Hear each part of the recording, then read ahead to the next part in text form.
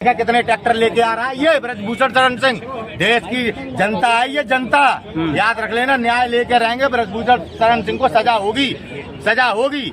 आज नहीं तो कल होगी। कह रहे हैं ना कि मैं निर्दोष हूँ, मुझे इंसाफ। हर अपराधी कहता है, अफजल गुरु भी कह रहा था मैं निर्दोष हूँ, साध्वी प्रज्ञा सिंह ठाकुर भी कहती है मैं निर्दोष हूँ। हेमंत करकरे को षड्यंत्र पूर्वक मरवाया, साध्वी प्रज्ञा सिंह ठाकुर ने जेल में रहते हुए, साध्वी प्रज्ञा सिंह ठाकुर ने बम विस्फोट किए, आज वो सांसद है। ये गुंडों को सत्ता पर लाकर आज किस तरह से हमारे देश की कानून व्यवस्था है, इसके जिम्मेदार कौन लोग हैं? हमें कौन कह रहा? कभी आप साध्वी को आतंकवादी को साध्वी कहते हैं, कभी आप धीरेन्द्र शास्त्री को साधु कहते हैं। आज पूरे देश के सामने धीरेन्द्र शास्त्री का प्रचार कौन करा रहा है? उनकी पार्टी का सांसद है, गुंडा है, उसे राजपूत समाज का बता के राजपूतों का अपमान किया जा रहा है इस देश में।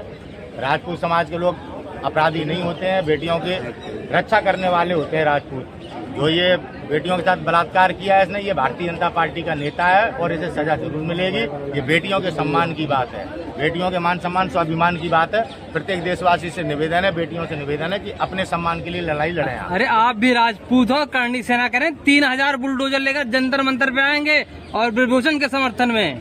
वो राजपूत नहीं है, एक संगठन चलाते हैं। कभी एक पिक्चर के डायरेक्टर को ठगते हैं, 300 करोड़ लेते हैं, कभी कुछ करते हैं, कभी कुछ करते हैं, कभी हिंदू मुसलमान के नाम पर करणी सेना, RSS, बजरंग दल दंगे कराते हैं। एक इनका कोई ऐसा आप मेरे को प्रदर्शन बता दीजिए जो इनने देश की जनता के हित को लेकर किया हो, जो इनने संविधान के अधिकारों को लेकर किया हो।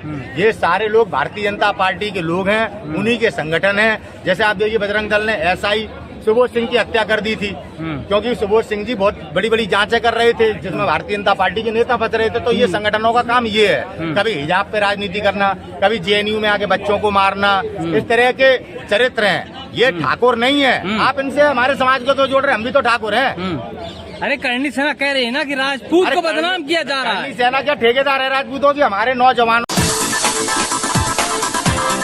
को भटकाने वाला संगठन है करणी सेना, जिसकी वजह से आज राजपूतों का कहाँ मान सम्मान स्वाभिमान? इतनी छत्री महासभाएं हैं, सारी भारतीय जनता पार्टी से जुड़ी हुई हैं।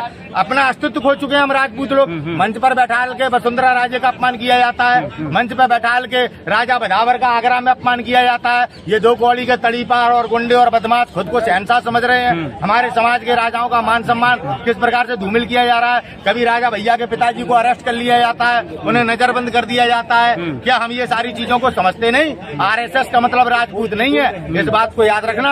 आप देश को भ्रमित ना करें। देखें कितने ट्रैक्टर लेके आ रहा है गोगामणि। आज भारतीय जनता पार्टी देखो बिहार में किस तरह से अराजकता फैलाने के लिए किस तरह से धीरेन्द्र शास्त्री का प्रवचन कर रहा है। ये क्या संत है? कभी जगत गुरु कृपालू जी महाराज ने इस तरह से किया?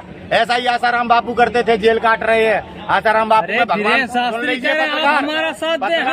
आसाराम बापू में भगवान दिखते थे राजनाथ सिंह जी को, रक्षा मंत्री है, जाके पूछ लेना।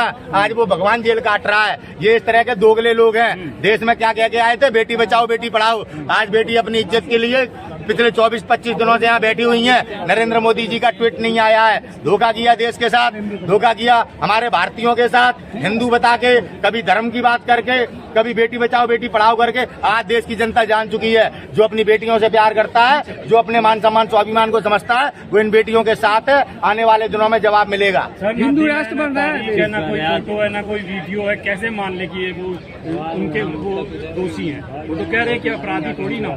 आप लोग किस प्रकार की देखो बातें करते हैं। अभी BBC ने डॉक्यूमेंट्री निकाली, नरेंद्र मोदी जी ने प्रतिबंधित क्यों कर दी?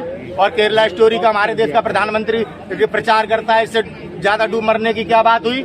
आप देखिए, कभी कश्मीर फाइल्स का अराजकता फैलाने के लिए प्रचार करता है। क्या प्रधानमंत्री पद इसीलिए होते हैं? कभी पंडित जवाहरलाल नेहरू जी को बदनाम करते हैं, कभी कांग्रेस की इंदिरा गांधी जी को बदनाम करते हैं। उन लोगों को बताओ कभी इस तरह की उन्होंने चरित्रहीनता की हो, प्रधानमंत्री के पद पर बैठकर प्रधानमंत्री की गरिमा के खिलाफ काम किया हो? ये किस तरह से कांग्रेस को बदनाम करके इन्होंने हमारे देश को विषम परिस्थितियों में ला दिया है। शर्म आती है हमको, पूरा देश हमारे ऊपर थूक रहा है, हमारे देश की परिस्थितियों को देख के हंस रहा है। इस बात आपको दिखाई नहीं देता? आज किस तरह से भारत के नागरिकों का जमीर मर चुका है, ये चिंतन का विषय है। बेटियां न्याय मांग रही हैं और गुंडा वहां पे बैठ के डरा रहा है। बलात्कार करने के बाद भी शर्म की बात है ये। और यही अकेली बेटियां नहीं है, डर के मारे बेटियां आज आवाज नहीं उठा पा रही हैं। ना जाने कितनी और बेटियों का शोषण करता है ये।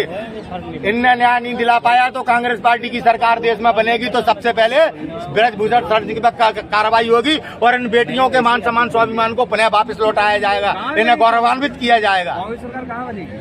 भारत में देश के नागरिक मोदी जी की वास्तविकता, मोदी जी की हकीकत आपने देखी होगी। जब इनका 100वां मन की बात का एपिसोड जिनने नहीं सुना उन्हें किस प्रकार से दंड दिया जा रहा है। नरेंद्र मोदी जानते हैं कि आज उन्हें देश में कोई सुनता नहीं है, तभी पूरे राजतंत्र का, पूरे अपने प्रधानमंत्री पद का दुरुपयोग करके लोगों को जबरदस्ती सुनवाया गया, क्योंकि लोकप्रियता बची नहीं है। आने वाले दिनों में प्रत्येक देश का नागरिक बढ़ चढ़ के मतदान करेगा, कांग्रेस पार्टी की सरकार बनाएगा, इन बेटियों को गौरवान्वित किया जाएगा, न्याय मिलेगा।